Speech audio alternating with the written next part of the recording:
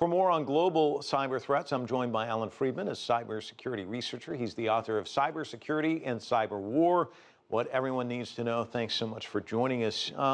First, your thoughts on what's happening in the DPRK. Is this a sustained attack? Is it going to go on for a while? I mean, what's your takeaway from what you're seeing? Very dark. Well, I think we're probably going to see at least one more shoe drop against Sony. In terms of this new report that we're learning today, that there's something wrong with the internet in DPRK, I think it's very unlikely it's the U.S. government for three reasons. First, it's a big escalatory step at a time when we're really focused on making sure that our relationship with North Korea is going someplace. Second, the United States is trying to figure out what's going on inside these systems. So it's possible that we may be using a denial of service attack as cover to break into these systems. But really, if no information can get out, it means that our spies can't watch what's going on. And finally, it's just too clumsy a tool. The American military is going to use something expensive and more subtle.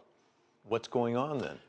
It's too soon to see. It could be someone just kicked a power outlet. It could be that this is an attack that's basically it's something that's coming from inside the country as a way of essentially claiming the victim.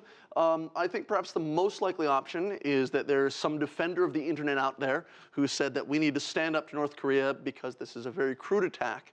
It's the sort of thing that Anonymous or another online group could very well be doing themselves. Wow, it's fascinating. This whole thing's, I'm sure you're used to this stuff, but it seems fascinating to me.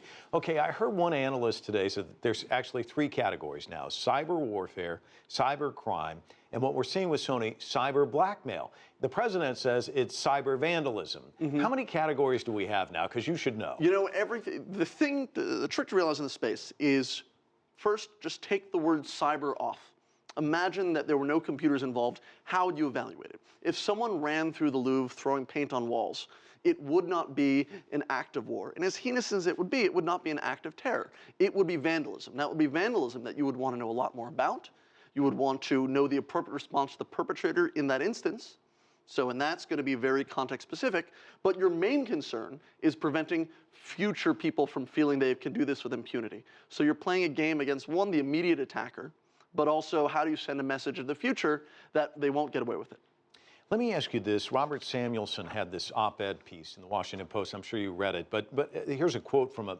Imagine a major city without power for an extended period. We don't know the odds of this, but they are far greater than zero because so much of daily life now depends on vulnerable digital networks. And we're hearing from Seoul. You just saw that story where they're preparing just in case with their nuclear power plants.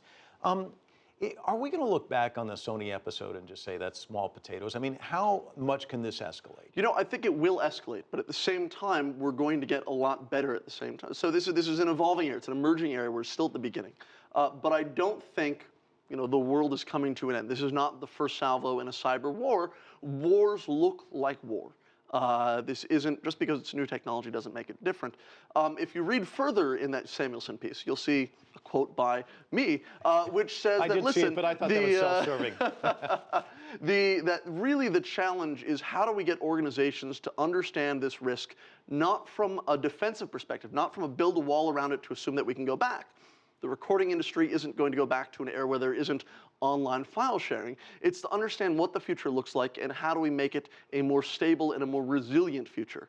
And that involves spending money inside organizations to say, people are going to come at us, but we shouldn't allow it to completely cripple us. It's going to hurt us a little bit, but we can be resilient. Well, I'm certain we're going to talk about the future with you in the future. We've run out of time for now, but thanks again for stopping by. Thank you.